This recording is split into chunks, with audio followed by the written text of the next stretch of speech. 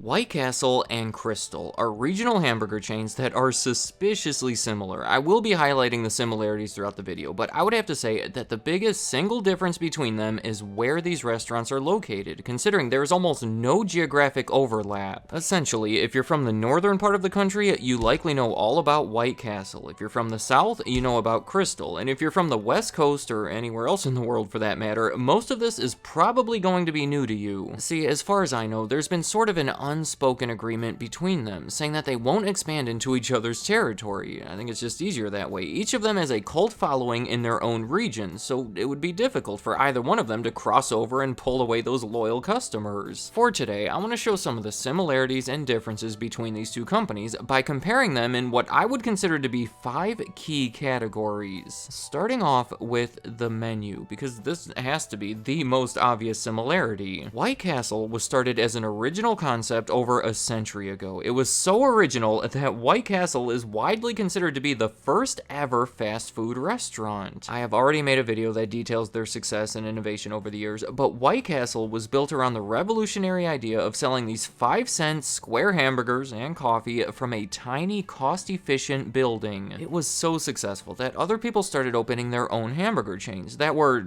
I'll just say, very heavily influenced by White Castle. The most successful and long-lasting of these would be Krystal. Yeah, legend has it that a man named Rody Davenport went to a White Castle, noticed how well they were doing, and stuck around to study the aspects that made it attractive to people. In 1932, during the Great Depression, when White Castle had already surpassed 100 locations throughout the Midwest, Rody opened his own version of it in Chattanooga, Tennessee. He and his partner invested $5,000 to construct a 250-square-foot white building that sold, of course, 5-cent hamburgers and coffee. Their first ever customer famously ordered 6 Krystal hamburgers and a cup of coffee for 35 cents. Even today, these restaurants serve a very similar hamburger cooked with onions and served with pickles. I doubt that there are many people out there that have had the opportunity to compare both of them, but the biggest difference is that Krystal puts mustard on it. Clearly, Krystal has followed White Castle's lead when it comes to the sliders, and really, that has been the case for most new menu innovations over the years. Notably, the chicken sandwich, a popular menu item for both of them that was introduced by White Castle in 1987, more than a decade before Krystal introduced their version called the Krystal Chick. In fact, White Castle had already been working with another chain called Church's Chicken to open co-branded locations during that time, and even serve some of their menu items at select locations. Though, going all the way back to the 1960s, Krystal did start a small chain of separately branded fried chicken restaurants, so both have had a much deeper involvement with fried chicken than you would imagine. Overall, I'm just trying to convey that these two have shockingly similar menus, and that is mostly because the White Castle menu has heavily influenced the Krystal menu. The next comparison that I want to make is the cleanliness of the two restaurants, which I realize might not seem like an important comparison, but you are going to have to trust me on this one. In fact, I know it doesn't sound like it, but both of these chains were practically named after their cleanliness. You know there's got to be a story there. Well, in 1921, White Castle was unique in opening a hamburger stand because people didn't like hamburgers. I know, they're so popular today, but 100 years ago, they were seen as more of a novelty, like something you would eat at a carnival, and on top of that, there was a popular book released only 15 years earlier exposing the unsanitary conditions at meat processing plants. Nobody cared much about hamburgers anyway, and now that they were potentially dangerous to consume, people were certain to stay away. So when White Castle opened, they had to overcome that perception. They had to go the extra mile to convince everyone that their hamburgers were clean and safe. One of the main ways they did that was by making everything white. It's a color that conveys cleanliness because when something is white, you can see that it's clean. They made the buildings white. The interior was filled with white porcelain. Their uniforms were white, and of course, they called it White Castle. When Krystal was taking shape 11 years later, Rody Davenport's wife came across a crystal ball lawn ornament. She noticed how clear and clean it looked and figured that Krystal would be a good name to convey that concept. They changed the spelling of it a little bit to make it stand out, and went on to use the Krystal ball theme at many of their restaurants over the years. That is how they were both literally named as a way to convey their cleanliness, and even developed themes and styles around it that made people feel much safer about eating there. So I have to point out that, yet again, Krystal was taking heavy influence from something that had already been established by White Castle. A comparison that you might not expect, but I found to be interesting, is their operation of other businesses. For White Castle, in the 1930s, they made this machine to manufacture those white paper hats that the employees would wear as part of their all-white uniform. Well, that machine turned out to be so efficient at making them that they started selling millions of those hats to other fast food restaurants and created their own subsidiary for it. They also had a subsidiary for manufacturing the buildings themselves, along with kitchen equipment. It's funny to think that everything they were doing was so specialized and unique at the time that they had to create their own businesses to make the stuff that they needed for it. For Krystal, you're not going to expect this, but they used to operate an aircraft maintenance business. They bought a small one in the 1970s just to maintain their corporate planes, but expanded upon it in the 1990s to a point where 3% of all their sales was coming from aircraft maintenance. They ultimately sold it in the early 2000s so they could place more of their attention on the restaurants. Another endeavor of theirs I think is worth mentioning would be a separate chain called Po Folks. It was a southern chain of family restaurants named after a country song by Bill Anderson, who would later become their spokesperson. Krystal bought Po Folks in the 1980s, expanded it to over 100 locations before spinning it off into its own company that then filed for bankruptcy. I'll admit that all of this isn't exactly a direct comparison between the two chains, but it shows some interesting directions that the companies behind the chains have explored over the years. Maybe the most fun comparison that can be made is their marketing efforts. Not surprisingly, White Castle has been a pioneer in this area in many different ways, being the first fast food restaurant ever to advertise in the newspaper before Krystal even existed, and airing commercials on television as early as 1960. Their slogan used to be "Buy 'em by the sack," because they had these tiny locations without much seating room, so they were trying to get people to take their food to go. In 1993, their newly hired ad agency introduced the now famous slogan, "What You Crave," that has since led to the creation of their signature Crave case, containing 30 sliders. Krystal has also found success through commercials and similar branding. You could buy their hamburgers by the sackful. In the 1970s, they ran a commercial featuring Samuel L. Jackson before he was famous. In the 1980s, they became known for their commercials featuring Sid the Cowboy and his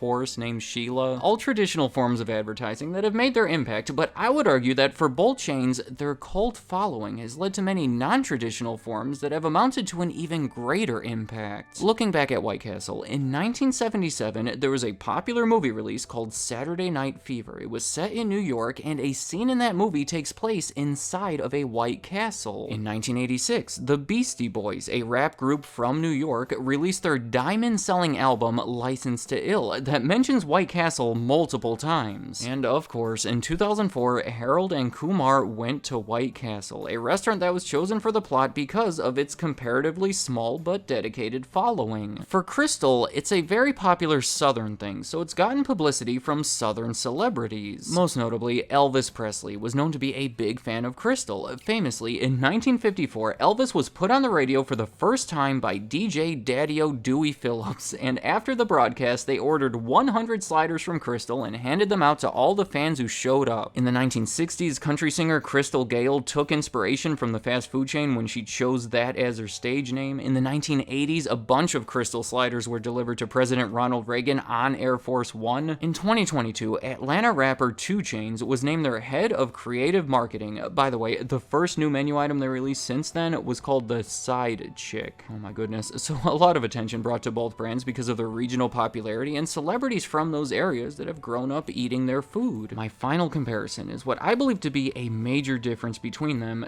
their tolerance for risk. White Castle has to be one of the safest, most careful, risk-adverse restaurants that you will ever see. They have been owned and operated by the Ingram family since the beginning over 100 years ago. One of the 2 founders was Billy Ingram, and today Lisa Ingram is the 4th generation of the family to serve as their president. They have always carried minimal debt with very little franchising, only a few small attempts outside of the US, but within the country, every location has always been owned and operated by the company itself. Now, Krystal actually did follow a very similar path for a long time, remaining private and avoiding franchising. In fact, in the 1970s, instead of franchising franchising Krystal, they tried expanding by opening a bunch of Wendy's franchises. But starting in the 1990s, there have been some aggressive attempts to expand Krystal. In 1990, they started selling Krystal franchises for the first time ever as a way to grow their reach and get the brand out there without having to spend much money to do it. It started off with drive-through locations only, labeled as Krystal Quick, but the opportunities quickly opened up to the traditional restaurants as well. In 1992, they had a public stock offering, raising $24 million to open new restaurants and grow their franchising program. Today, something like 40% of all Krystals are franchised. They have had multiple changes in ownership since then, but I have to say, I don't know if this aggressive, riskier approach has really paid off for them. In 1995, they filed for bankruptcy, stemming from likely a leveraged buyout led by Rody Davenport III that occurred in the 1980s, and costs associated with multiple class action lawsuits from Krystal employees claiming that they were denied overtime pay. Then, in early 2020, they filed for bankruptcy again. So much more that could be explored there, but every few years, Krystal releases big plans to double in size or open hundreds of new locations, but it never happens. In the big picture, despite the differing tolerances for risk, White Castle and Krystal have both been hovering around 300 to 400 locations, and that makes me think that it might just be the perfect size for them. Let me know in the comments, have you ever been to White Castle or Krystal? What do you think of them? And if you are one of the select people who have had the honor of trying them both, how do they compare? Clearly, Krystal has had a lot of influence from White Castle, but after so many decades at this point, they have evolved to create their own identity. Today, we have two remarkably similar restaurants that do have some key differences. So any thoughts you have about White Castle or Krystal or anything else I talked about in this video, leave them in the comments. I'd like to hear what you have to say.